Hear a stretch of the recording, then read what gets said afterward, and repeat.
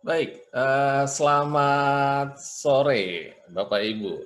Iya, sudah ada beberapa orang yang hadir, di dalam sesi, Zoom meeting kita sore hari ini.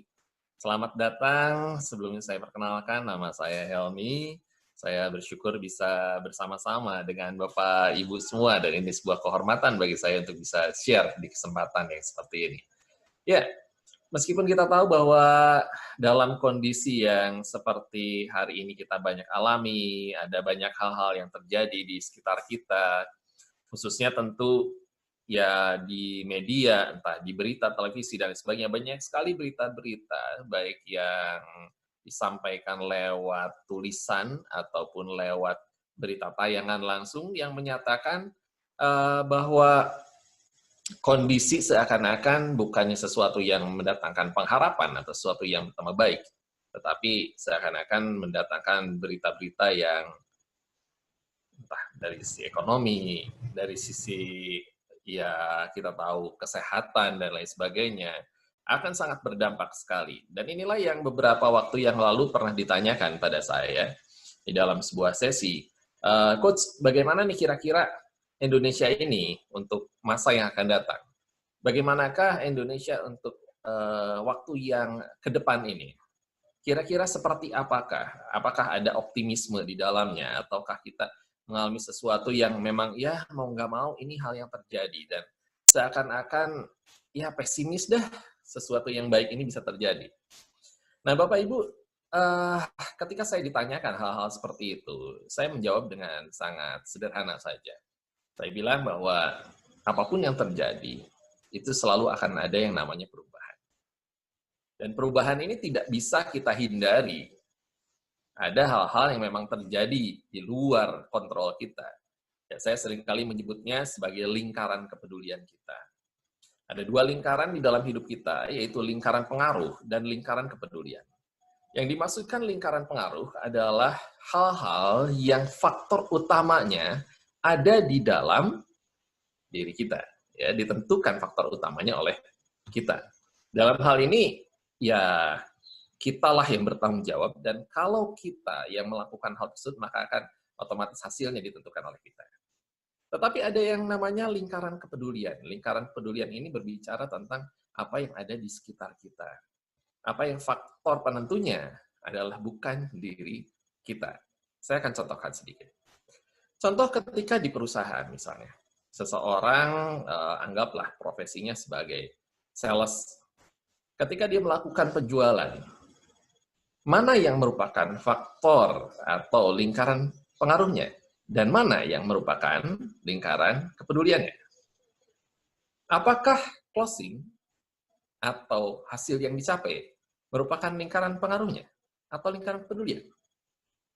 Nah, banyak orang kemudian menjadi stres, tertekan, aduh saya nggak nyampe lagi nih, bulan ini, aduh gimana dong, kondisinya seperti ini,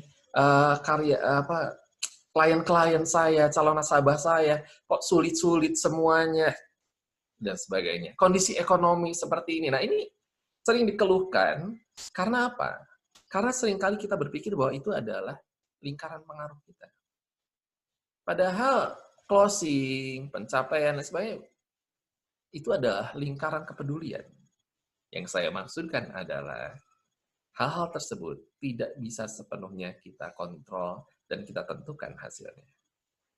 Yang kita bisa lakukan hanyalah melakukan prospecting. Hanyalah melakukan negosiasi sebaik mungkin, memperdalam teknik komunikasi di dalam penjualan, menjelaskan tentang produk sebaik mungkin. Ini yang bisa kita lakukan, dan itulah yang merupakan lingkaran pengaruh kita. Demikian juga dalam kondisi seperti sekarang ini. Ketika kita terlalu banyak berbicara tentang lingkaran kepedulian, seakan-akan bahwa itu adalah hal yang sangat mempengaruhi. Kita seringkali menjadi lupa apa yang sebetulnya merupakan lingkaran pengaruh kita. Kita sibuk dengan lingkaran kepedulian. Aduh, iya ya suasananya kayak gini. Iya ya kebijakan gini.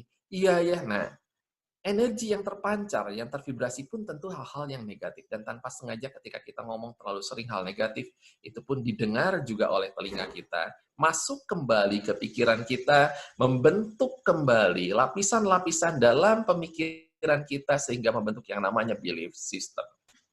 Ketika belief systemnya negatif, maka apapun yang masuk akan di-compare dengan apa yang ada di dalam pikiran kita tersebut. Jika demikian, apa yang akan terjadi? Anggaplah Anda menggunakan kacamata hitam. Maka apapun yang dilihat, walaupun tidak benar-benar hitam, tapi akan terpengaruh oleh warna tersebut. Kacamata merah, maka apapun yang dilihat akan terpengaruh oleh hal tersebut. Nah, jadi seringkali orang fokus dengan apa yang di luar dirinya, tetapi melupakan apa yang ada di dalam dirinya. Apa yang ada di dalam lingkaran pengaruhnya. Nah, kali ini saya akan berbicara tentang yang namanya transformational leadership. Ya. Kalau kita bicara lihat di sini, leadership and courtesy. Ya. Jadi dalam artian, bahwa bagaimana kita menggunakan leadership ini di dalam kondisi-kondisi yang seperti ini. Kita belajar melihat dari sudut pandang yang tepat. Kita belajar mengambil responsibility, mengambil tanggung jawab. Kita belajar menjadi orang-orang yang tidak lagi melakukan BEJ, blame, excuse, and justify. Apa-apa nyalahin orang, apa-apa nyalahin keadaan. Apakah dengan menyalahkan keadaan, menyalahkan orang, menyalahkan kondisi, kita menjadi lebih baik kondisinya? Apakah dengan menyalahkan orang lain, maka kita akan menjadi orang yang baik? Apakah dengan menjatuhkan orang lain, kita menjadi naik? Ya, mungkin ada kondisi-kondisi yang seperti itu. Bisa terjadi. Tapi itu adalah kondisi yang bukan seterusnya. Itu tentu adalah kondisi-kondisi yang sementara. Dan ketika kita berbicara tentang leadership, maka satu hal yang perlu dipahami, bahwa leadership bukan berbicara tentang sesuatu yang sementara, sesuatu yang tricky, sesuatu yang memang sekedar tips saja. Tapi leadership membangun tangga demi tangga kepemimpinan, membangun tangga demi tangga pengaruh kita, sehingga dimanapun kita berada, di lingkungan manapun kita berada, kita membawa pengaruh dan perubahan. Baik, mari kita akan lihat slide berikut ini. Di dalam pemahaman ini, kita akan berbicara tentang 4 hal ini. Bagaimana dan apa. Ya, dimulai dengan apakah winning team itu. Ya, kita berbicara tentang winning team. Kita berbicara tentang tim pemenang. Ya, tim pemenang ini siapa sih? Kalau kita berbicara sebagai leader, tentu ada yang namanya tim. Apakah tim ini harus orang-orang yang kita pimpin kah? Apakah yang kita pimpin ini harus merupakan anak buah kita? Apakah yang kita pimpin ini perlu jelas-jelas resmi merupakan karyawan kita? Ya tentu tidak harus seperti itu. Orang sekeliling kita yang terkena oleh pengaruh kita, mereka adalah tim kita. Kepemimpinan tidak selalu berbicara tentang atas ke bawah. Kepemimpinan berbicara tentang 360 derajat pengaruh kita, baik ke atas, ke samping, ataupun ke bawah. Ya, di sesi-sesi khusus saya biasa menyampaikan hal ini. Ya, ada beberapa materi yang saya sampaikan, salah satu diantaranya adalah 360 derajat leadership. Ya. Itu dari based on dari John C. Maxwell yang disampaikan. Bagaimana disampaikan sebagai seorang pemimpin, sebagai seorang leaders yang mengerti secara persis tentang leadership. Kita memahami bahwa sebetulnya kepemimpinan itu adalah pengaruh, dan pengaruh memberikan efek ke seluruh arah. Bagaimana Anda pun memberi pengaruh pada pemimpinan Anda. Anda pun memberi pengaruh pada rekan kerja, Anda memberi pengaruh pada anak buah. Dalam kondisi seperti ini, di manakah Anda memberi pengaruh? Ya, seperti saya, misalnya di rumah, seperti teman-teman, mungkin ada yang bekerja tetap masih di luar atau di kantor, di dalam keluarga, ada yang di lingkungan, ada yang, mungkin di sosial media. Apa yang kita berikan pengaruh? Kepemimpinan seperti apakah yang kita lakukan? Nah, saya ingin melalui sesi ini kita belajar sama-sama melihat, oh iya, berarti ini loh yang bisa saya ubah melalui kepemimpinan saya. Ini loh yang bisa ditransformasi, sehingga kepemimpinan kita membuat atau menghasilkan suatu transformasi, bukan sekedar sebuah kepemimpinan karena posisi atau karena sekedar sebuah prestasi semata. Ya. Baik, di bawahnya kita akan berbicara tentang leadership quality. Jadi leadership bukan berbicara soal apakah Anda dilahirkan dari kalangan apa, Anda dipercaya atau dipromosi, Anda seorang yang senior sehingga menjadi leader. Bukan sebatas itu, karena ketika kita berbicara tentang leadership, leadership adalah sebuah panggilan. Sama seperti kita berbicara bahwa Anda dan saya sebagai orang tua, ada yang menjadi orang tua karena ya sudah mau nggak mau karena saya memang udah jadi orang tua, punya anak. Ada yang karena, ya sudah, karena saya senior, secara usia, saya udah usia lebih tua, oke, dianggap orang tua jadinya. Ada juga yang karena, ya karena saya dipercayakan punya anak, sehingga walaupun masih muda, ya saya tetap menjadi seorang orang tua. Tetapi apakah kita memiliki calling sebagai orang tua? Memiliki panggilan, menyadari secara persis bahwa kita adalah orang tua. Sehingga kita memiliki feel dari orang tua itu. Bagaimana kita merasakan gitu, tanggung jawabnya, merasakan kesenangan, kebahagiaan. Karena calling berbicara bukan tentang sesuatu yang dipaksakan. Calling berbicara tentang sesuatu yang sekalipun Anda tidak diupah, tidak mendapatkan upah, dari apa yang Anda lakukan, Anda akan tetap dengan segenap hati mau melakukannya. Andai segala sesuatu yang Anda butuhkan sudah dipenuhi pun, Anda akan tetap mau melakukannya. Itulah yang disebut sebagai calling. Dan seorang leader sejati, dia perlu memiliki calling sebagai seorang leader. Inilah yang kita bicara tentang leadership calling. Baik, kemudian kenapa timbul? Seorang leader yang sangat hebat, dia bukanlah seorang pemain yang sangat hebat. Poin ini perlu ditanamkan. Karena banyak orang yang menjadi sangat super. Menjadi seorang Superman. Tetapi dia bukan seorang yang membangun tim yang baik, sehingga dia bukanlah seorang yang membangun super team. Switching paradigma ini perlu dibangun. Di dalam bukunya Leadership, John C. Maxwell menyampaikan bahwa bagaimana kita mengubah, mentransformasi fokus kita dari soloist menjadi konduktor. Nanti kita akan lihat poin tersebut ya. Dan yang terakhir adalah bagaimana kita bersama-sama, Anda dan saya, dalam kondisi yang seperti ini, kita membangun tim pemenang dimanapun kita berada. Baik di lingkungan kita, di keluarga kita, di pekerjaan kita, sehingga kepemimpinan kita berdampak dan berpengaruh dimanapun kita berada. Ya, kita akan lihat kembali slide berikutnya. Ini adalah hal-hal yang ingin kita capai melalui apa yang kita lakukan, melalui sesi-sesi yang akan kita bahas pada hari ini. Yaitu mengetahui seperti apakah sebuah tim pemenang, memahami panggilan dan fungsi seorang pemimpin, dari pentingnya sebuah kerjasama tim, dan mampu membangun sebuah tim pemenang. Bapak Ibu, saya mengajak kita bersama-sama. Ini menjadi hal yang sangat penting. Di sesi-sesi training saya biasanya di awal saya selalu menanyakan, why you come to this workshop? Yang saya maksudkan adalah, apa yang membuat Anda datang ke workshop saya hari ini? Pertanyaan yang sama ketika saya bertanya pada karyawan, pada tim, saya bilang, ngapain sih kamu gabung di perusahaan ini? Ketika saya diminta untuk menjadi seorang trainer, sekaligus juga asesmen untuk sebuah perusahaan besar, saya selalu menanyakan hal yang sama. Apa yang menyebabkan kamu melamar di perusahaan ini? Ketika seorang memilih jurusan, pertanyaan yang sama saya tanyakan, kenapa kamu memilih jurusan ini? Loh, kok penting sekali untuk menanyakan hal tersebut? Ya, karena tujuan akan membawa Anda sampai ke tempat yang dituju.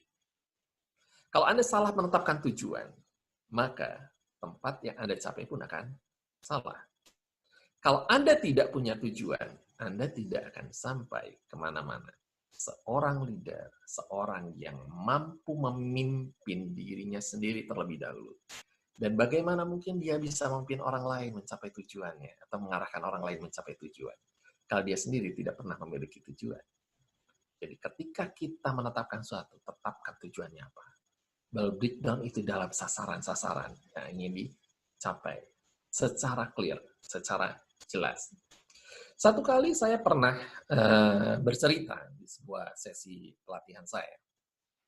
Saya mengilustrasikan apa yang benar-benar saya alami satu kali ketika saya mendarat di, saya sebut lah ya, saya mendarat di Pulau Bali waktu itu, di Bandara Ngurah Rai. Ada sebuah event yang sebenarnya perlu saya datangi dan saya diminta sebagai salah seorang pembicara di event tersebut. Tempatnya di Denpasar. Jadi kalau yang di Bali tahu bahwa ibu kotanya itu Denpasar. Jadi ada jarak tertentu dari bandara ke Denpasar.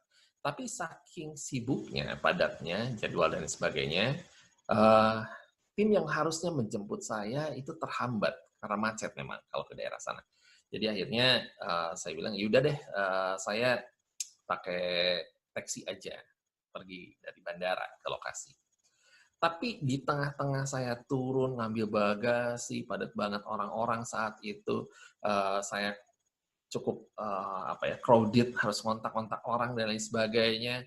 Begitu keluar, ada yang nawarin taksi, saya langsung naik. Ketika dia nanya, saya bilang, mau kemana? Saya bilang, jalan aja Pak, kita ke arah Denpasar. Setengah jam berlalu, Mas terus berjalan 45 menit, terus saya sibuk kontak-kontak, telepon saya, video call, kemudian chat, meeting, dan sebagainya, karena beberapa hal juga saya urus secara bersamaan. Nggak terasa, kemudian akhirnya ketika saya selesai, saya tutup telepon saya tanya, Pak, ini udah di mana? Driver mengatakan, Pak, kita udah di Denpasar. Oh, ini udah masuk Denpasar ya, Pak? Lalu dia bilang, iya Pak, udah dari tadi kita keliling-keliling. Loh, terus ini di mana nih? Saya masih terus keliling-keliling Pak di Jalan Teguh Umar. Ini tadi kita Mobojo masuk Teguh Umar, terus nanti ke depan saya akan belok lagi ke Renon. Loh, sebentar Pak, sebentar. Ini berarti dari tadi Pak masuk. Iya Pak, Bapak mau ke arah mana? Saya bilang, saya mau ke Teguh Umar Pak. Nah, udah kelewat Pak kalau gitu. Oh iya, udah kelewat berarti ya Pak ya? Saya bilang. Iya Pak, udah kelewat. Dia bilang. Jadi kita harus muter lagi? Iya, muter lagi, Pak. Ini muter lagi, jauh lagi. Balik lagi, waktu terbuang, Argo juga jalan terus, dan harus bayar lebih tentunya.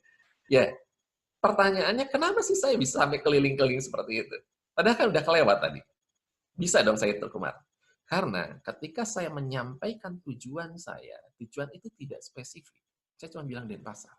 Saya nggak bilang nama jalannya apa, saya nggak bilang hotelnya apa, padahal andai saja saya memberikan waktu sesaat, saya hold dulu teleponnya, saya bilang, sebentar, saya telepon balik. Saya hold, kemudian saya bilang, Pak, tolong ke Denpasar, Jalan Teguh Umar, hotel ini, kita ke sana ya Pak ya. Bapak tahu tempatnya? Tahu, oke kita ke sana. Pasti akan lebih cepat, lebih lancar semuanya. Nah, saat kita menetapkan tujuan, itu perlu menjadi sangat clear. Ya, beberapa orang tentu pernah tahu yang namanya SMART, ya, sesuatu yang spesifik, measurable, kemudian achievable, ya, atau attainable, kemudian reliable, dan time bound atau timeline. Ya. Jadi ada sesuatu yang jelas bahwa sesuatu itu spesifik, terukur, bisa dicapai, bagaimana mencapainya, kemudian akhirnya waktunya kapan. Nah, dalam kondisi seperti ini, tentu kita perlu melihat. Ini kondisinya nggak jelas nih, kapan. Tapi kalau kita lihat berita-berita yang resmi mengatakan bahwa, oh ini kayaknya prediksi bisa Juni atau Juli. Ini akan beres nih sebagian. Ya kemarin ada info-info katanya Juli udah bisa beres, pada dibuka nih usaha lagi. Ya. Beberapa di Juni udah bisa dibuka, usaha udah pada bisa jalan lagi. Ya, perekonomian bisa kembali stabil di bulan paling lambat akhir tahun ini. Nah, ini kan jelas ya, ada clear time bound-nya seperti apa. Tinggal sekarang bagaimana langkah menuju ke sana, lalu apa yang perlu kita lakukan dalam rangka menuju ke sana. Pemerintah sudah mencapai sesuatu, itu adalah gambaran tujuan yang besar, bukan sesuatu yang spesifik. Kita sebagai seorang leader perlu melihat kontekstualnya di dalam hidup kita seperti apa. Kalau kita punya perusahaan, bagaimana perusahaan kita akan menanggapi kondisi seperti ini? Apa yang ada di perusahaan kita saat ini? Seperti apa SWOT-nya? Strength apa yang kita masih miliki yang bisa kita andalkan ketika kembali keadaan ke kondisi normal? Hambatan apa yang kira-kira bakal muncul?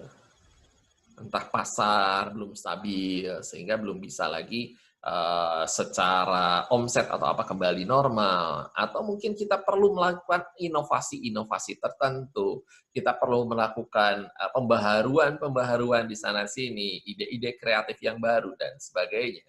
Sehingga ketika kondisi ini kembali bisa berjalan, kita siap untuk melakukan hal yang lebih lagi. Ya, saya sering bilang bahwa justru di saat seperti inilah, saat yang paling tepat bagi kita untuk mengasah mata gergaji kita, istilahnya. Sehingga ketika selesai semuanya kita bisa menggergaji dengan lebih cepat. Hal ini diilustrasikan, mungkin Bapak Ibu pernah mendengar kisah ini. Tetapi saya akan ceritakan secara singkat saja untuk memberikan gambaran pada Anda. Zaman dulu ada dua grup yang berlomba untuk memotong pohon ya di hutan. Grup mana yang paling cepat, kasarnya memotong paling banyak pohon. Nah, grup yang pertama, dia menggergaji terus, karena gergaji zaman dulu tuh dipegang ujung dan ujung, ya, berdua, ya, gergaji terus, tanpa henti. Sementara grup yang kedua, dia menggergaji sekian lama, kemudian diam sejenak, kemudian menggergaji lagi. Ketika grup kedua ini diam sejenak, orang-orang mulai bertanya, ngapain sih kalian? Itu grup sebelah udah cepet-cepet, nah buru-buru. Kalian kok malah diam-diam gitu? Mereka bilang, kami sedang mengasah mata gergajinya. Dan ketika selesai perlombaan, dibuktikanlah bahwa grup yang kedua ini, yang mengasah mata gergajinya, menghasilkan potongan yang lebih banyak. Apa sebabnya? Karena ketika kita menggergaji terus-menerus, mata gergaji akan menjadi tumpul. Ketika dipaksakan, maka bekas gergajiannya itu nggak akan rata. Bahkan mungkin ada mata gergaji yang mulai patah dan lain sebagainya. Hasilnya tentu tidak akan semakin cepat. Nah, seringkali mesin pun sama. Mesin digunakan terus-menerus, nggak ada masa maintenance dan lain sebagainya. Apa yang terjadi? Cepat rusak tentunya. Biaya yang keluarkan jauh lebih besar. Tubuh kita seperti apa? Tubuh kita juga sama. Selama ini mungkin kita terus-menerus bekerja, ngejar itu, ngejar ini. Sibuk banyak hal yang mulai terbengkalai di dalam hidup kita. Dan kita tidak sadar untuk mengasah hal tersebut. Padahal itu adalah fundamental dalam hidup kita. Kadang-kadang waktu kita dengan keluarga mulai nggak ada. Hubungan kita dengan orang-orang, dengan teman dekat mulai renggang. Lupa lagi menyapa orang tua, lupa menyapa tangga dan lain sebagainya. Ada mungkin hal-hal yang semestinya kita lakukan dulu, ibadah rajin sekarang karena saking sibuknya mulai tidak lagi melakukannya. Ya, ini bukan berbicara aktivitas, tapi berbicara tentang kualitas hati kita dan pikiran kita mulai teralihkan. Di saat seperti ini, yuk saatnya kita evaluasi ulang lagi. Kita bikin listnya, apa sih yang selama ini kita lakukan zaman dulu, kemudian karena kesibukan dan sebagainya mulai tidak dilakukan lagi. Apa yang selama ini ingin kita capai dan karena banyaknya kesibukan tidak bisa kita lakukan. Mungkin ini saatnya. Mungkin Anda ingin menulis buku dan selama ini nggak sempat untuk melakukannya. Ya, inilah saatnya Anda mulai nulis-nulis lagi. Anda punya impian, perencanaan yang selama ini, aduh, jarang bisa didiskusikan dan dieksekusi dengan pasangan atau siap. Ini saatnya. Ada relasi yang dulu mungkin lama tidak pernah ke kontak, aduh nggak enak kalau kontak cuman pengen ada perlunya aja. Ya ini saatnya mungkin silaturahmi, chatting, saat ini Anda bisa video call, bisa lakukan apapun, banyak sekali fasilitas yang bisa Anda pakai untuk kerjakan. Nah, cuma seringkali karena hal-hal tersebut tidak tertuliskan, tidak terencanakan, kita lupa dan tertindih dengan kesibukan kita. Ini saatnya. Nah, jadi inilah hal-hal yang perlu kita lihat. Kesempatan-kesempatan yang ada bukan untuk kemudian berpikir, menggerutu, dan dibiarkan berlalu begitu saja. Tapi seorang pemimpin yang baik, dia mampu melihat peluang dan mengeksekusi peluang. Jika dia seorang leader, maka bukan hanya dua hal itu, tapi dia mampu mengkomunikasikan dan mengajak timnya untuk bersama-sama mengeksekusi peluang tersebut sehingga semua menjadi bagian dari tim pemenang.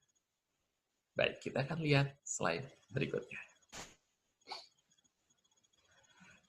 Ya, di sini ada dua jenis yang bisa kita lihat. Apakah seperti ini tim Anda, yang sebelah kiri, ataukah sebelah kanan? Persaingan menjadi hal yang penting di dalam tim. Karena jika tidak ada hawa persaingan di dalam tim, maka semua akan selalu merasa nyaman, status quo. Tapi persaingan yang seperti apa? Ya. Terlebih dari persaingan, di awal kita perlu membangun bonding. membangun kebersamaan, kesamaan tujuan, lalu berlomba-lombalah di dalam kebaikan. Jadi bukan berlomba-lomba untuk kelihatan baik. Bukan berlomba-lomba untuk mendapatkan yang terbaik. Bukan berlomba-lomba untuk mendapatkan pujian yang terbaik. Kita berlomba-lomba di dalam kebaikan. Dengan berlomba di dalam kebaikan, kita bukan hanya melakukan apa yang menjadi lingkaran pengaruh kita. Kita bahkan membantu orang lain agar hidup di dalam lingkungan pengaruhnya. Mari kita lihat slide berikutnya. Seperti inikah Anda? Yang kiri atau seperti yang kanan? Ada kalanya kita selalu ingin kelihatan, wah menonjol. Kita yang hebat. Kalau berhasil, oh itu karena saya. Kalau gagal, oh itu karena salah teman saya. Dan sebagainya. Ini hal-hal yang memang natural mungkin ya. Karena otak primitif kita, reptilian brain kita seringkali berperilaku untuk membuat diri kita aman. Ya, mendorong perilaku kita agar kita memastikan diri kita aman. Ya. Dan seringkali akibatnya ya kita seakan-akan bosi. Mungkin memang kita juga punya posisi di perusahaan. Apakah itu perlu artinya kita ke anak buah selalu berkata, boleh saya minta tolong? Enggak juga. Ya, kita tetap melakukan yang namanya direct. Tetapi jelas sekali yang namanya instruksi dengan yang namanya hubungan. Seorang leader yang baik, dia tahu bagaimana mengelola hubungan, tapi sekaligus mengelola task atau mengelola job pekerjaan yang perlu dilakukan oleh timnya. Dia memerintahkan, dia menginstruksikan, dia memberikan arahan, tetapi sekaligus dia bersama-sama dengan mereka. Di dalam leadership yang tadi saya sampaikan, seorang leader yang baik, dia berjalan di depan, tetapi tidak terlalu jauh, agar yang di belakangnya bisa melihat dia dan belajar dari dia. Seorang pemimpin yang baik, dia berjalan mendampingi di samping mereka, agar apa? Agar tim kita bisa punya kesempatan bercerita tentang perjalanan yang dilalui. Dan seorang pemimpin yang baik siap untuk mendorong timnya berjalan maju di depan dan dia mensupport di belakang. Mana yang menjadi kebanggaan Anda? Apakah Anda menjadi guru yang hebat, yang sanggup mengajar dimanapun, segala, atau Anda menghasilkan orang-orang hebat yang menjadi mahal guru? Maka Anda akan menjadi guru besar, bukan? Ya, orang akan jauh lebih respect pada orang yang menghasilkan orang-orang hebat daripada Anda menjadi orang hebat yang mengerjakan semuanya sendirian. Di satu sisi, Anda sebagai orang hebat yang mengerjakan semua sendirian akan menjadi seperti mesin yang tadi saya bilang, bekerja terus-terusan. Dan akhirnya, ujungnya akan lapse sendiri. Apalagi kalau yang di bisnis akan berkata, oh saya pengen financial freedom, saya pengen dapat passive income. Gimana caranya Anda mendapatkan semua itu kalau mengerjakan semuanya? Anda lagi kan? Nah, disinilah Anda perlu memiliki yang namanya leadership. Kita akan lihat slide berikutnya. Tim yang hebat memiliki dua kata, yaitu together dan each other. Apa yang dimaksud dengan together? Together bersama-sama, bergandengan tangan. Each other apa? Saling. Bukan hanya saya, dan saya. Bukan hanya kamu, dan kamu. Tetapi saling. Kalau saya, dan saya, semuanya saya. Ya ada sisi di mana penghargaan buat saya, pujian buat saya, keuntungan buat saya. Tapi ada yang ekstrim lain akan berkata, ya udah, nggak apa-apa, saya banyak berkorban buat tim ini. Kalau giliran yang susah, saya aja deh. Kalau yang rumit, saya aja deh. Biarin aja deh. Nah, yang gini juga nggak tepat juga menurut saya. Gitu. Ya, tapi juga Anda, atau kamu, dan kamu. Gitu ya. Ketika kita berbicara tentang kamu, dan kamu terus-terusan, maka giliran yang susah-susahnya kasih ke orang. Ya. Atau kebalikannya tadi, ya udah dia aja.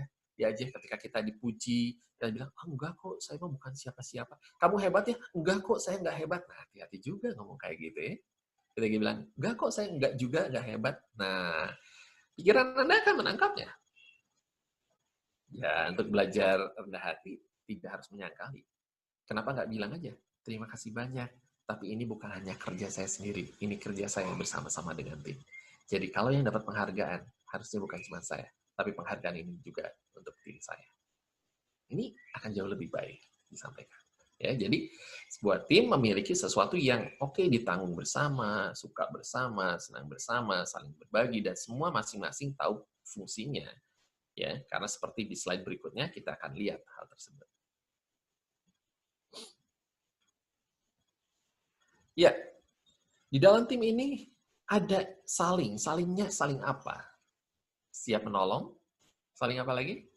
Siap bergantung, saling siap diserang, dan saling bertanggung jawab. Baik, saya akan jelaskan. Jadi maksud saya yang siap menolong adalah, oh saya siap untuk kapanpun ketika kondisi sangat urgent menolong bagian yang lain.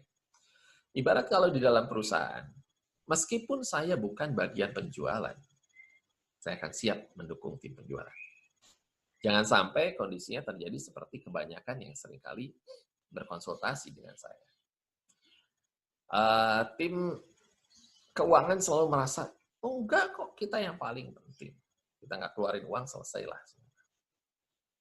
Tim HR merasa, ya enggak lah, kami yang punya keputusan kan. Dari mulai rekrutmen, kebijakan-kebijakan dan lain sebagainya. Ya. Sementara penjualan berkata, enggak lah, kalian mau hebat gimana? Kami nggak jualan, nggak akan ada hasil. Dan produksi mengatakan, kalian mau jualan apa kalau kami nggak produk? Ya, semua ini merasa masing-masing, terus kemudian kalau semuanya dipecah, penjualan jualan aja, nggak ada support yang lain, nggak ada produk yang dijual, terus mau, ya bahkan jasa pun nggak ada yang dijual, terus mau jual apa?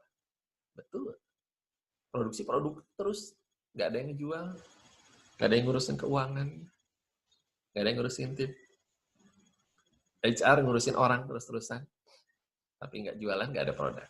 Keuangan juga sama. Mau ngitung apa? Artinya apa? Setiap orang sebenarnya punya potensi yang luar biasa. Setiap orang punya sesuatu yang unik. Tetapi apakah kita menyadari secara menyeluruh siapakah diri kita? Apakah kita orang-orang yang hanya melihat diri kita dari sudut pandang kita? Atau malah sebaliknya, kita hanya melihat diri kita dari sudut pandang orang lain? Apa yang saya maksudkan? Ada orang-orang yang menjadi self-oriented. Orang yang self-oriented ini selalu apa-apa gimana saya. Dikasih masukan nggak mau, dikasih saran nggak mau. Nggak deh, punya saya yang terbaik, hasil saya yang terbaik, pemikiran saya yang terbaik. Dia nggak mau terima pendapat orang, apalagi dikritik. Ya, orang-orang seperti ini tidak siap untuk diserang. Ya, diserang sini tanda kutip ya. Nah, ada juga yang other oriented. Orang yang other oriented selalu berpikir gimana kata orang. Ya, sehingga seringkali kali ini diomongin orang, kamu harusnya gini, oh baik. Nah, diikutin. Begitu ketemu yang si itu, enggak dong, kamu, oh gitu ya, oke, kalau begitu saya ganti lagi. Nah, balik lagi. Jadi ini bolak-balik seperti ini, orang ini nggak sampai kemanapun. Orang yang ragu itu seperti buih yang diombang-ambing air di lautan. Nggak akan sampai kemanapun juga. Hari ini yang satu orang bilang, kamu bagus lah ya, rambut kamu dipanjangin. Lalu temannya bilang, yang satu lagi di sana, rambut kamu kayaknya dipotong aja deh pendek. Potong pendek. Udah pendek, yang lain bilang, dipanjangin aja. Bingung kan? Panjangin gimana lagi? Disambung. Ya, di dalam pekerjaan juga sama. Jadi sangat penting bahwa sesuatu arahan itu tepat. Sesuatu arahan itu real. Kita sebagai leader tahu bahwa kemungkinan orang memiliki dua sisi ini. Jadi apa yang perlu kita lakukan sebagai seorang leader? Kita membuat panduan yang jelas. Dan buatlah itu semua dalam tertulis, komunikasikan secara rutin di dalam meeting-meeting, dan gunakan juga kesempatan tertentu untuk melakukan coaching secara one-on-one. Ini akan sangat membantu mereka. Iya, siap untuk menolong, siap untuk saling bergantung. Apa yang dimaksud untuk saling bergantung? Seperti yang saya bilang tadi, bagian yang satu akan terkait dengan bagian yang lain. Jadi nggak bisa orang di lapangan, sales mengatakan, nggak penting kita, yang paling penting jualan, buat apa sih laporan-laporan? Loh, Anda nggak bikin laporan ke orang akunting, terus akunting mau ngitungnya gimana? Mau bikin budgeting berikutnya gimana? Mau cairin uangnya gimana? Sementara Anda kan butuh dana juga untuk melakukan pengembangan di bulan berikutnya atau di kuartal berikutnya kan? Nah, jadi sama-sama. Kalau pengen keluar cepat dari akunting, laporannya tolong dipercepat ya. Karena akunting juga sama.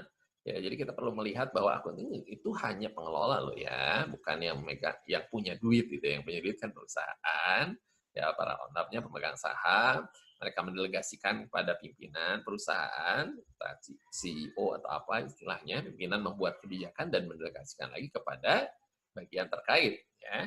Dalam hal ini untuk mengeluarkan dan memasukkan uang ke bagian finance atau keuangan. Nah, mereka pun hanyalah pengelola, nggak punya hak penuh. Jadi itu yang perlu disadari oleh rekan-rekan yang di lapangan juga, bahwa mereka juga perlu mengajukan dulu dan ada proses. Karena itu kalau pengajuan nggak boleh dadakan ya. Teman-teman di akunting juga sama, di keuangan juga. Yuk apa yang dilakukan jangan ngerasa, oh iya kita kan gini. Oke, fine. Yuk kita pikirkan sama-sama. Gimana caranya agar prosedur, proses, dan sebagainya bisa lebih baik. Yang memang udah standar, diajukan lebih dulu deh. Lebih cepat. Ya, Anda bisa membuat budgeting atau mengingatkan orang di lapangan untuk membuat budgeting dan sebagainya agar cepat. Sehingga apa? Sehingga prosesnya cepat dan sangat support. Kalau perlu ada beberapa hal prosedural yang nggak terlalu memang urgent dan tidak harus, itu bisa dipangkas sehingga prosedurnya lebih cepat dan produksi lapangan juga lebih cepat ya. Penjualan lebih cepat, produksi lebih cepat tentunya. Nah, ini kita saling bergantung. Jadi sama-sama cari titik temu, duduk bareng, cari tahu kenapa, bagaimana yang terbaik prosedurnya, bagaimana flowchart-nya. Kalau perlu tanya, kenapa sih kamu harus minta kita untuk membuat seperti ini? Kenapa? Tanya aja, nggak apa-apa. Ya. Oke, komunikasi akan membuat semuanya jauh lebih lancar. Nah, kemudian siap untuk diserang dalam hal ini, tidak selalu yang Anda lakukan itu yang terbaik. Dari sudut pandang Anda, iya, tetapi Anda perlu masukan dari yang lain. Apakah semua masukan itu harus langsung dilakukan? Tidak. Anda bisa mixing menjadi dasar referensi. Sudut pandang yang baik akan ada muncul dari 360 derajat. Ya. Kadang kita mau maju, kita lihat ada tembok, mentok ya. Tapi mungkin orang yang dari atas, yang punya helikopter view, dia bisa melihat, enggak, kamu ada jalan kok di sebelah kiri, kamu coba belok ke kiri. Atau orang lain yang mungkin pernah lewat ke sana akan ngasih tahu, enggak. Kemarin ya kasus kayak gini, kamu bisa kok lewat ke sebelah sini. Dan seterusnya. Ya, jadi ada beberapa aspek yang sebetulnya kita bisa lakukan dengan semakin banyaknya referensi, maka Anda punya semakin banyak peluang untuk menang. Oke. Kita lanjutkan di bawahnya, yaitu saling bertanggung jawab. Dalam hal ini adalah bukan cuma kita bertanggung jawab pada atasan secara langsung, tapi kita punya responsibility, baik terhadap teman, rekan kita, ya, lain, setara, ataupun terhadap tim di bawah kita. Responsibility. Seorang leader pun punya responsibility terhadap ucapan dan tindakannya. Apa yang diucapkan, ditepati. Apa ada yang mengatakan bahwa seorang yang hebat itu yang menepati janji sekalipun harus rugi. Fine. Kenapa? Karena itu masalah kredibilitas Anda. Orang akan memiliki trust terhadap Anda karena apa yang Anda ucapkan itu Anda tepati. Ya, kepercayaan jauh lebih mahal saat ini dari sekedar angka-angka tertentu tentunya. Baik, kita akan lanjutkan dengan slide berikutnya. Nah, inilah yang dimaksudkan seorang pemimpin yang baik. Jika Anda perhatikan pada gambar ini, tidak semua pemain musik itu hanya memegang satu alat musik. Bunyinya pun tentu berbeda. Ya. Tetapi andai semuanya ngotot masing-masing, enggak, saya pengen suara yang kerasnya punya saya aja. Saya pemain apa misalnya cello, saya pemain trompet, saya mau yang keras aja. Oh, biola saya yang harus paling keras misalnya. Nah, ini nggak bisa seperti ini. Karena apa? Karena kalau kita seperti ini, maka akan sangat mengganggu bagian-bagian yang lain. Maka akan sangat mengganggu suara-suara yang lain. Bukannya indah, bukannya mendapatkan pujian. Malah, aduh, orang apa sih ini? Kok sih nggak jelas seperti ini? Nah, ini masing-masing akan kacau. Yang satu minta ke kiri, yang satu ke kanan. Sebuah perahu, ketika semuanya memiliki keinginan sendiri, Bayangkan apa yang akan terjadi. Iya, leadership adalah kepemimpinan di sebuah perahu. Itu yang diibaratkan. Seorang pemimpin di dalam sebuah kapal, dia perlu mengelola dengan baik. Mana yang mengarahkan kemudi, mana yang membuka layar, mana yang navigasi, dan lain sebagainya. Semuanya harus benar-benar berjalan dengan baik. Dan seorang pemimpin yang baik memahami secara persis anggota-anggotanya, memiliki kelebihan di mana, memiliki kekurangan di mana. Si ini bisa ditempelkan dengan si ini dengan itu, dan seterusnya.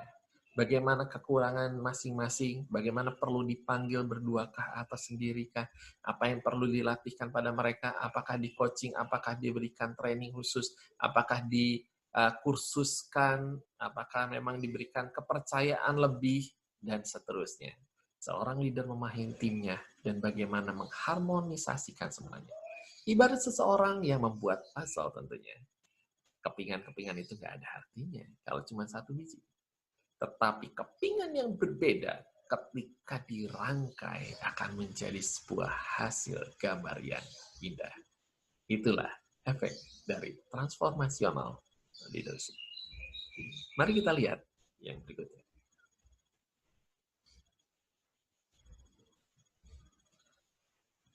Iya, pertanyaan ini adalah pertanyaan bagi kita semua tentunya, Bapak Ibu. Andakah pimpinan yang dicari itu? Andakah leader abad ini? Andakah yang siap untuk mendapatkan panggilan, memperoleh panggilan, menanggapi panggilan? Karena zaman ini, masa ini, abad ini sedang memerlukan pemimpin-pemimpin transformasional. Inilah saatnya tantangan ini diajukan bukan untuk orang lain, melainkan untuk kita semua. Mari kita lihat slide berikutnya. Ya, saya selalu mengatakan pada orang-orang bahwa menjadi orang hebat itu mudah, tetapi membangun tim yang hebat itu yang semestinya menjadi tujuan dari seorang pemimpin hebat. Ya, menjadi orang hebat itu siapapun gampang. Kenapa? Dia hanya perlu bertanggung jawab pada dirinya sendiri. Dia hanya perlu mengupgrade dirinya sendiri. Dia sudah mengenal dirinya, maka dia akan lebih mudah untuk mengarahkan itu. Apalagi kalau kita memiliki tujuan yang jelas, maka kita bisa mencapai itu dengan cepat. Karena kita sendiri yang mentargetkan diri kita. Nah, yang jadi masalah ketika kita mengejar semua itu, kadang-kadang ada yang bersinggungan kiri kanan, ada yang bersinggungan dengan kondisi-kondisi, ada yang bersinggungan dengan apa yang seringkali merupakan track yang sama dengan orang lain. Dan inilah yang menyebabkan kita seringkali mengalami gesekan, konflik, stres, berkepanjangan, dan lain sebagainya. Saya percaya pada kondisi-kondisi seperti ini. Ada orang-orang yang mengalami hal yang sama, yaitu, ya target saya terpaksa tertunda, Pak. Ya, saya sendiri didorong untuk mencapai ini, tapi gimana cara nyampainya, Pak? Ini keadaan kayaknya bukannya membaik, malah terbalik.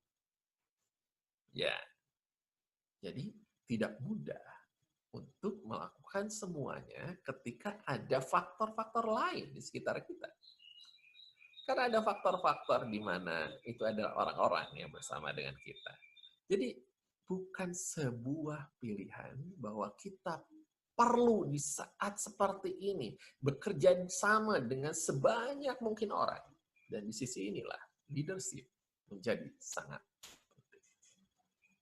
Kita perhatikan slide berikutnya.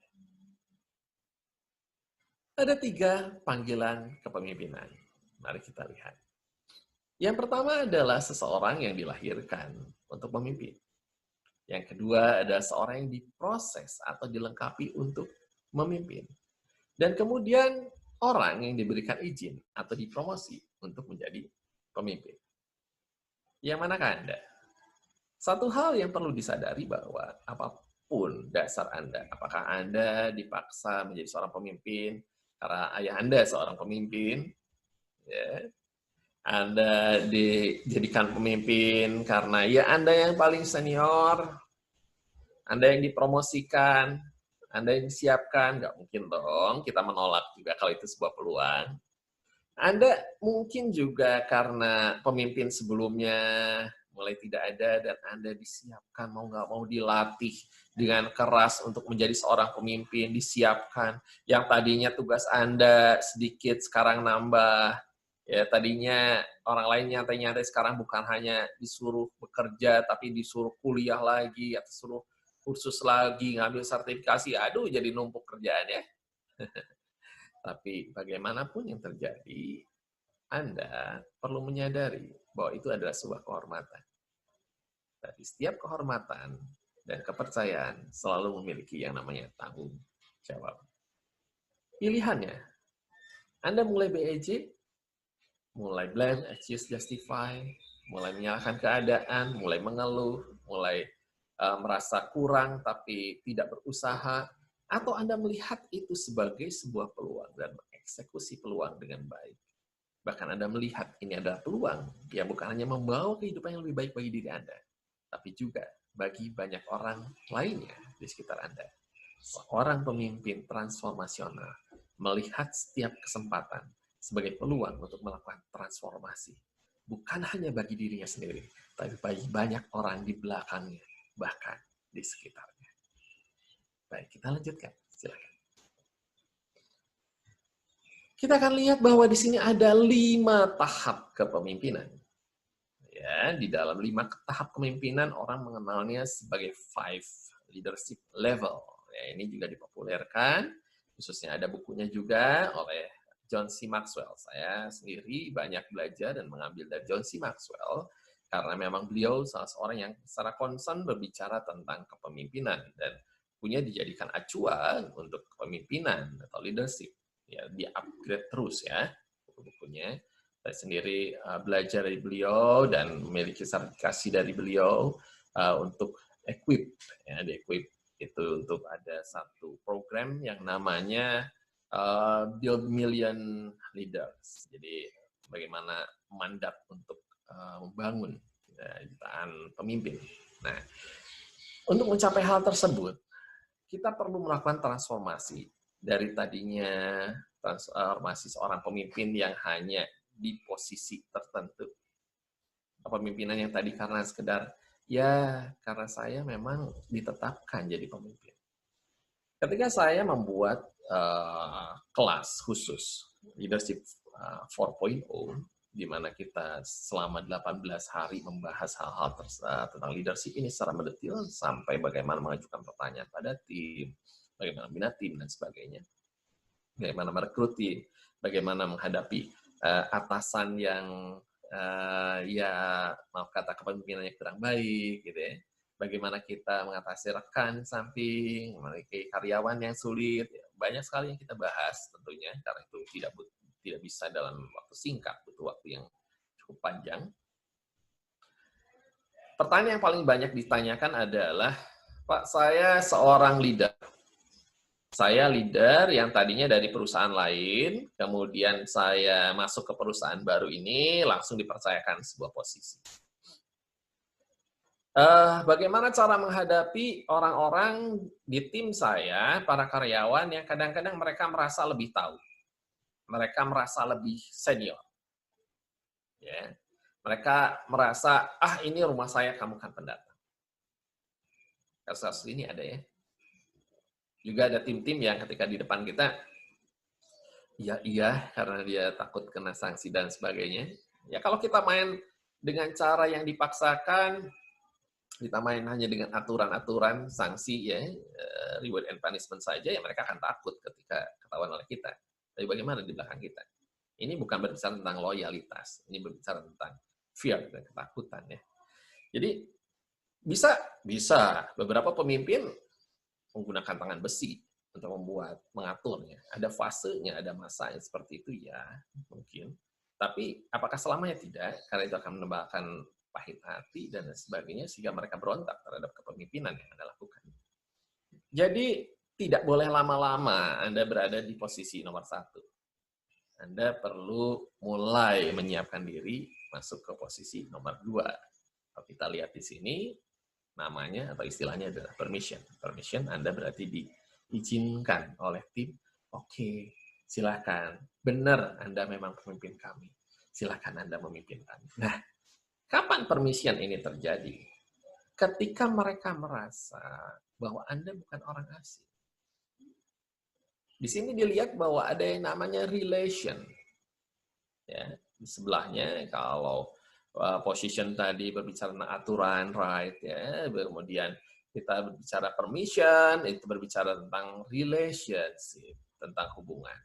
Jadi bangunlah hubungan dengan mereka sehingga mereka merasa Anda bagian dari mereka, mereka merasa Anda juga peduli dengan mereka. Ya, Anda peduli dengan mereka.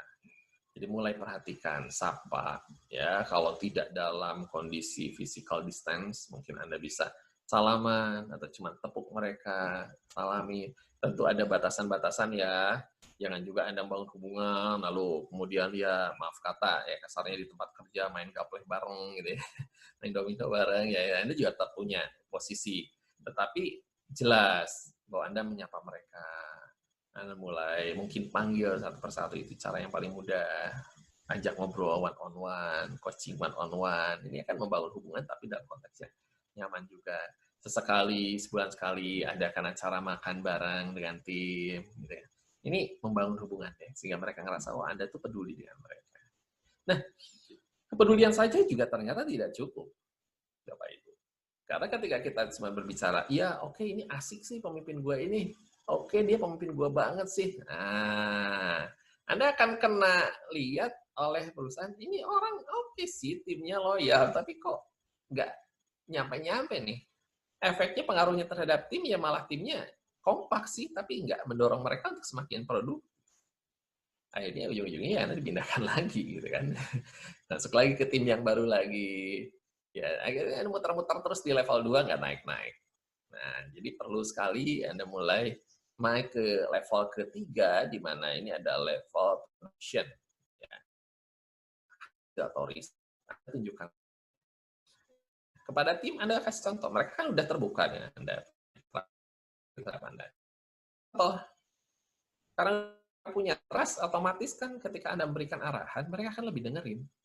Dibanding kalau mereka belum punya trust. Mereka iya-iya ngelakuin dengan cara mereka sendiri. Tapi kalau mereka udah trust, oke. Kalau perlu kasih contoh, ini loh, kayak gini loh caranya. Mereka, kamu lakukan, gimana hasilnya? Bagaimana caranya? Kok bisa melakukan seperti ini? Nah, katakan lagi, kalau tapi melakukan seperti ini, coba ya, apa yang lebih gini atau gini? Ajak berpikir sama-sama agar bersama-sama ya ini hasil juga baik dengan prestasi Anda, pencapaian Anda, ataupun tim. Sehingga apa? Itu akan memberikan kebanggaan pada tim dan membuat mereka merasa, iya, bersama orang ini kami mencapai apa belum pernah dicapai oleh pimpinan sebelumnya. Dan itu ya, percaya secara personal, tapi percaya untuk Anda arahkan. Percaya untuk Anda bawa melakukan sesuatu cara yang disampaikan. Karena itu jelas menghasilkan. Ya. Di tahap ini sudah baik, sudah bagus. Orang-orang akan merasa, oh ya, oke ya, bangga ya, di tim yang lebih hasilkan. Dan jika mereka terus bertahap di ini, Anda sendiri terus menurunnya di level ini, maka akan hal yang mungkin terjadi. Karena orang selalu menginginkan yang dulu saya diajarin, saya sekarang pengen ngajarin orang dong. Dulu saya sekarang pengen dong saya sharing, karena saya butuh aktualisasi diri. Kebanggaan kapan ya saya di bagian ini berbicara tentang people reproduksi. Bagaimana Anda menghasil sesuatu yang baik, bias prestasi-prestasi dalam bentuk pencapaian,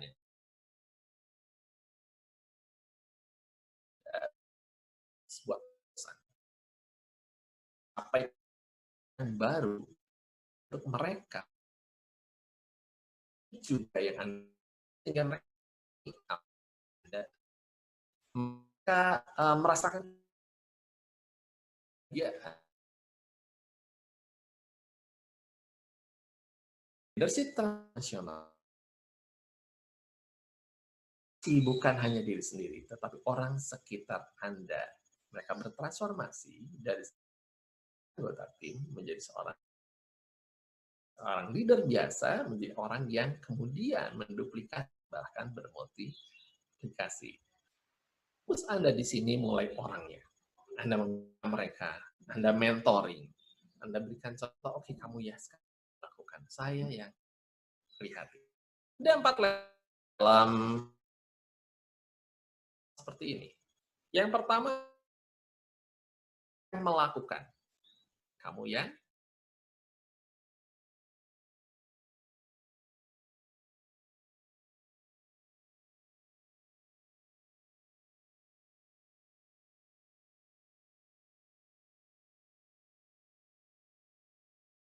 harusnya gimana?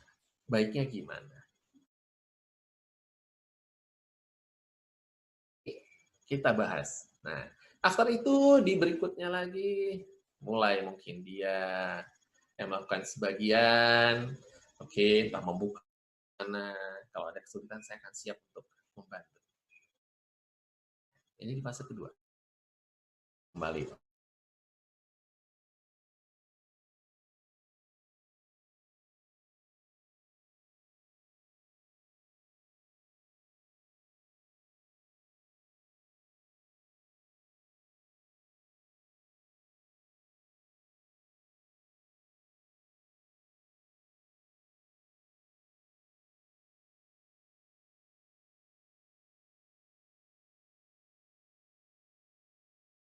Sampai level ke-4. Di saat itulah orang-orang di sekitar Anda, tim Anda, bukan hanya sekedar menjadi anak buah, tapi mereka berubah menjadi partner Anda. Ya. Ini personhood. Ini orang-orang memperoleh respect. Kenapa? Mereka mengatakan, ini bukan mantan pimpinan saya. Ini adalah guru saya. Ini leader saya. Ini orang tua saya. Ya, ketika Anda menghasilkan orang-orang yang berhasil, maka kebahagiaan itu nggak bisa diukur dengan sesuatu yang sementara seperti itu. Sekedar pujian sementara, atau penghargaan sementara, atau sekedar pin, atau sekedar bonus. Tapi bagaimana orang-orang itu memiliki respect di dalam hidup mereka terhadap Anda. Sekalipun satu saat Anda sudah tidak lagi sebagai pimpinan mereka, tapi Anda menjadi orang yang tetap diingat, oh ya hidup saya berubah karena saya tahu orang ini. Oh iya, hidup saya mengalami transformasi. Andai saya dulu nggak dibina, mungkin awal saya bandel dan sebagainya. Saya sering kali ketemu dengan orang, Pak, ingat nggak dulu saya seperti ini? Pak, ingat saya dulu di komunitas ini? Pak, ingat nggak dulu saya waktu dibina? Pak, ingat nggak saya dulu waktu kakak saya? Oh, itu bisa sampai berubah. Bukan dia, tapi cuma dengan keluarganya juga. Saya ingat sekali, Bang, berapa kali saya bertemu dengan orang, Pak, Mas ingat nggak? Satu kali saya datang di sebuah acara pembinaan untuk ya startup dan MKM. Di tengah-tengah sesi, saya menanyakan, oke silahkan ada yang mau bertanya. Tiba-tiba ada satu orang angkat tangan, bilang, Pak, mohon maaf sebelumnya, perkenalkan nama saya ini moderator, mohon maaf, saya tuh sudah lama sekali mengikuti Coach Helmi di sosial medianya, di mana tulisan-tulisannya benar-benar inspirasi. Saya cari waktu benar-benar untuk bisa ketemu, dan kebetulan sekarang ada di kota ini. Jadi saya benar-benar bisa sebuah kebahagiaan buat saya, sampai di-cut oleh moderatornya. Baik Pak, apa kalau gitu yang akan ditanyakan? Sebetulnya saya hanya menanyakan, ya sebenarnya nggak terlalu penting, tapi benar-benar dia bisa istirahat. Saya hampiri dia, Pak, apa kabar? Terima kasih loh sudah hadir. Saya bilang gitu. Nah, saya, iya Pak, makasih banyak. Sebetulnya kemarin ikut di mana? Oh iya, saya sering pernah ikut di sini, ikut secara online dan sebagainya. Anda tahu apa yang saya rasakan? Saya tidak mendapatkan keuntungan khusus dari situ. Mungkin proyek atau apa, walaupun bisa saja Bapak Ibu mendapatkan bahkan tambahan dari hal-hal seperti itu. Tetapi ada satu kebanggaan. Oh ya, apa yang saya lakukan menghasilkan suatu hidup orang, dan orang bisa berubah. Di kali yang lain, saya pernah dapat chat dari satu orang, Pak, apa kabar? Oh baik, baik, baik. Apa kabar? Sedang di mana? Sedang di Bandung. Saya, gimana kabarnya? Kapan-kapan kalau ke sini kasih tahu ya. Saya pengen ketemu, pengen ngobrol. Akhirnya saya nginep satu tempat. Waktu itu dia datang malam-malam. Dia cerita, makasih banyak. Kalau waktu itu saya nggak ketemu, wah udah entah gimana hidup saya dan seterusnya. Hari ini ternyata dia sudah menjadi seorang pengusaha yang sukses. Ya ditraktir makan itu efeknya gitu. Tapi di satu sisi yang lain bagi saya bersyukur banget. Saya tahu persis ketika bertemu aja dia angkat kepala aja nggak berani dengan penuh keluhan dan sebagainya. Tapi kali ini dia mengalami satu terobosan di dalam hidupnya. Bahkan dia punya efek yang besar. Dia ikut di sebuah komunitas, dia ikut di apa komunitas sosial dan sebagainya. Dia aktif, dia punya buah, punya relasi dan sebagainya. Wah, kemarin kondisi-kondisi seperti ini dia tetap jalan bisnis usahanya. Saya bersyukur untuk hal itu. Ya, kita nggak pernah tahu kapan dan di mana kita akan menghasilkan. Tetapi yang perlu kita lakukan, dimanapun, kapanpun, dengan siapapun, jadilah seorang leader yang mentransformasi bukan hanya diri sendiri, tetapi lingkungan Anda. Caranya gimana? Yang pertama adalah selalu punya tujuan yang jelas. Yang kedua, sadari SWOT Anda, sehingga Anda tahu mana yang perlu diasah, kapan waktu Anda untuk mengasah atau menaikkan level Anda di hal-hal tertentu. Yang ketiga, sadarilah bahwa seorang leader tidak pernah bisa mencapai sesuatu sendirian, karena dia butuh tim. Baik di atas, di bawah, di kiri, di kanan, semua ada tim Anda. Berikanlah pengaruh pada mereka, pengaruh yang positif. Bukan hanya karena posisi Anda, tetapi karena Anda mentransformasi hidup orang-orang di sekitar Anda. 3 langkah ini menjadi hal yang sangat kuat, menjadi hal yang sangat powerful, dan dapat Anda terapkan dimanapun Anda berada, bahkan di kondisi-kondisi yang seperti saat ini. Ya, seorang transformational leadership adalah orang yang tidak menyerah dengan keadaan. Seorang transformational leadership adalah orang yang selalu melihat segala sesuatu sebagai leverage, sebagai batu loncatan untuk naik ke level berikutnya. Seorang transformational leadership adalah orang yang siap memikul tanggung jawab sebagai sebuah kebahagiaan, sebuah panggilan, bukan hanya untuk keuntungannya sendiri, tapi keuntungan jangka panjang, kebahagiaan jangka panjang. Karena lewat kesempatan tersebut, dia mendapat kehormatan untuk menjadi tangan Tuhan secara tanda kutip, kepercayaan Tuhan secara tanda kutip, ya, untuk mengubah orang-orang sekitarnya. Terakhir saya ingin menyampaikan bahwa ketika satu kali saya pernah diminta di sebuah perusahaan untuk mengcoaching, sebenarnya bukan untuk mengcoaching saat itu di awalnya, tapi untuk mengakses kenapa sih produksi tim ini kok seperti ini, gitu ya, seperti inilah kira-kira. Kemudian target perusahaan untuk mengupgrade-nya sekitar berapa ratus persen. Saya minta kesempatan karena itu perusahaan besar, internasional, punya sekian banyak cabang di Indonesia. Saya minta kesempatan untuk di awal saya perlu mengetahui kondisi yang sebenarnya di lapangan. Jadi saya melakukan assessment, melakukan audit ke lapangan. Dan di situ ditemukan bahwa ada hal-hal yang memang perlu ditransformasi. Ada banyak visi dari atas yang nggak nyampe ke bawah. Ada target yang nggak sampai. Ada orang-orang yang mengeluh, oh ini kan targetnya perusahaan. Kalau untung kan perusahaan, kami nggak dapat apa-apa. Dan sebagainya, dan sebagainya. Akhirnya waktu itu saya berbicara dengan beberapa rekan ya, di internal perusahaan tersebut. Dan saya berikan masukan, ini perlu diubah polanya. Oke, gimana? Saya akan mulai dengan para leader. Di saat itulah saya mulai menerapkan, dimulai dari para leader. Mau nggak mau, saya ketemu dengan mereka. Saya panggil mereka secara grup. Saya assess mereka, apa nih yang perlu ditambahkan, ditingkatkan di mereka. Bagaimana dari mulai mindset mereka, sampai ke skill mereka. Dari mulai pemahaman mereka, sampai ke bagaimana teknikal mereka di lapangan. Nah, ini terus diubah. Sampai akhirnya kita lihat hasilnya dalam 1,5 tahun itu benar-benar menghasilkan sesuatu yang luar biasa.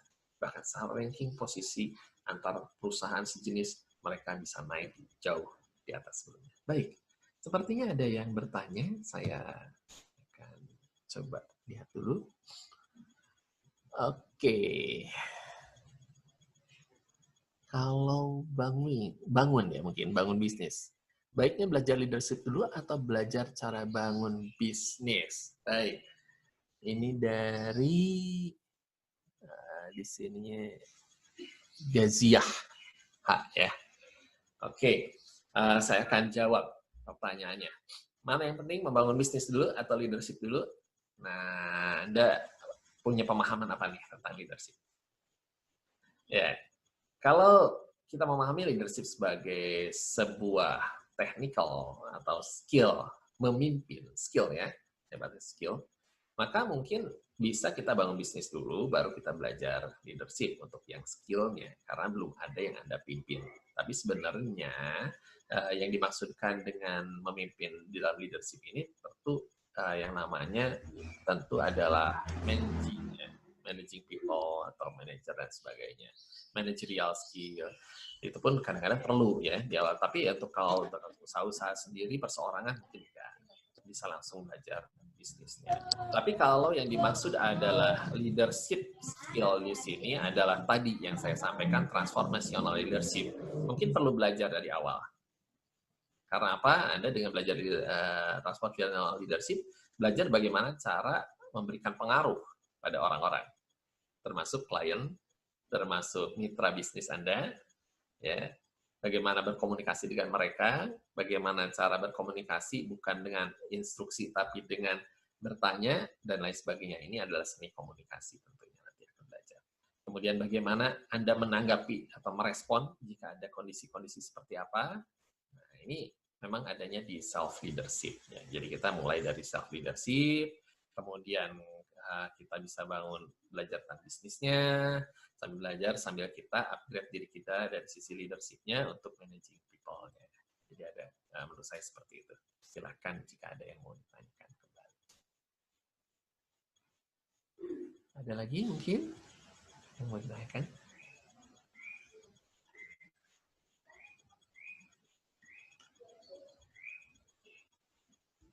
Baik.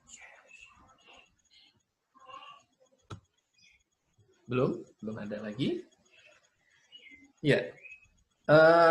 Silakan Bapak Ibu jika ada pertanyaan bisa disampaikan di sini atau mungkin bisa juga disampaikan nanti di Anda bisa kontak tim penyelenggara dari Zoom ini atau Anda bisa DM saya ya, bisa kontak saya di WA saya ada di layar ditampilkan, ini nomor WA saya, ada FB saya di situ juga, ya, Instagram saya kalau mau DM itu Helmi_F_Wandara, ya, jadi gampang sekali, atau nama saya, kontaknya gampang ya. Ya, Anda juga bisa ikuti sesi-sesi ini, lanjutannya. Ya mungkin nanti kita juga berharap akan ada sesi di mana saya tahu, tapi mudah-mudahan segera bisa kita buat lagi sesi seperti ini untuk bahas lebih lanjut tentang leadership. Karena kemarin aja kita bahas tentang leadership itu ada sekitar 6 modul ya. Kita bahas dari mulai 360 derajat leadership, kemudian bagaimana membangun leadership di dalam diri kita, dimulai dari diri kita, bagaimana kita membangun tim, ya itu beda lagi nanti teamwork ya, bagaimana kita mengajukan pertanyaan-pertanyaan yang tepat, baik untuk diri sendiri, baik untuk tim, baik untuk atasan dan sesama.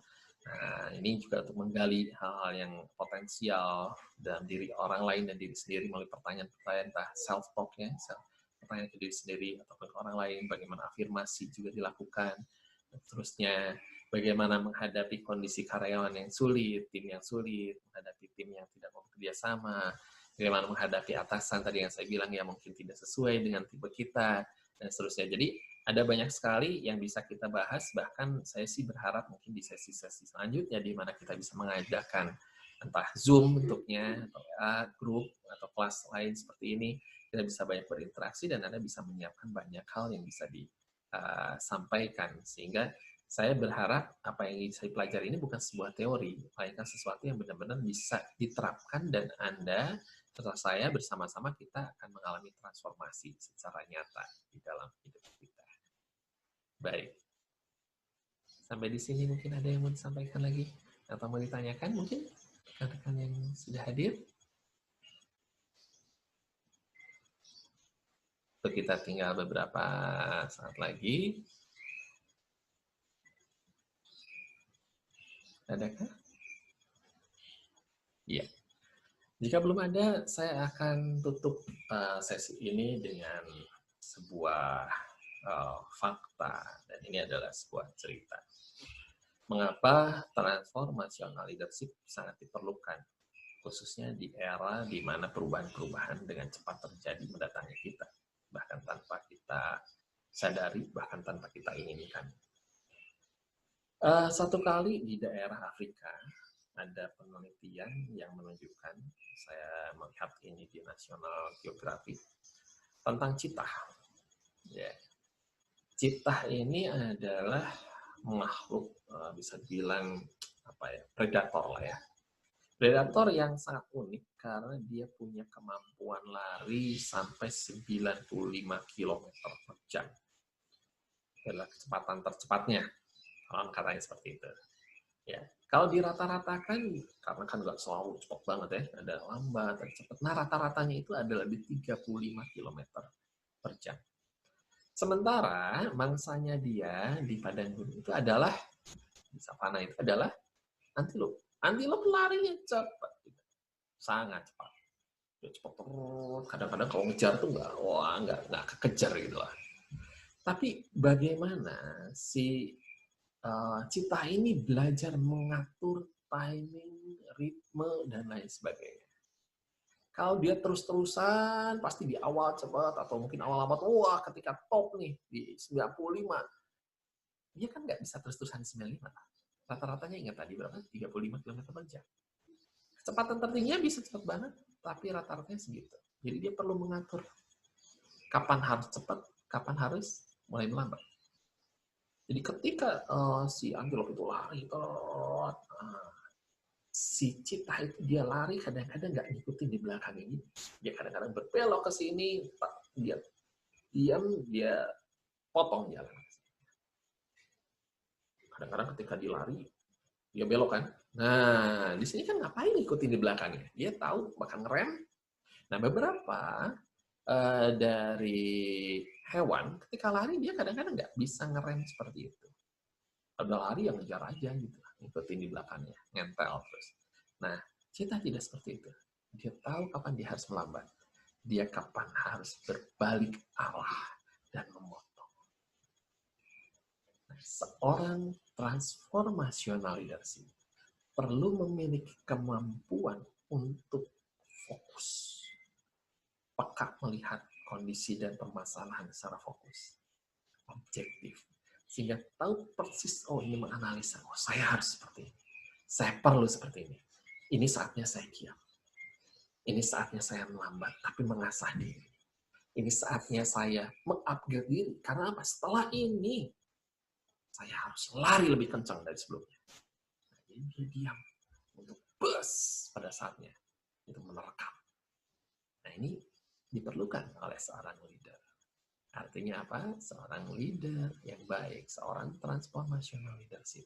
Dia mampu bertransformasi justru di saat orang lain mengalami seakan-akan itu hal yang menekan mereka. Tekanan keadaan bukan menghancurkan, tapi membuat dia transformasi lebih lagi.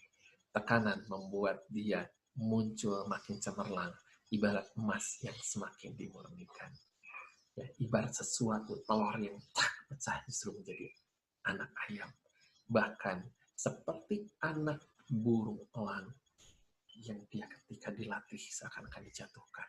Tapi angin membawa dia bukan turun, tapi melainkan terbang jauh lebih tinggi. mencapai tujuan dan level yang jauh lebih mulia. Mari menjadi transformational leadership. Mari menjadi orang-orang yang mengubah bukan hanya diri sendiri, tapi lingkungan Anda. Bersama-sama kita pasti bisa. Sampai di sini sesi kita pada hari ini. Sampai jumpa di kesempatan berikutnya. Sukses selalu, salam transformasi.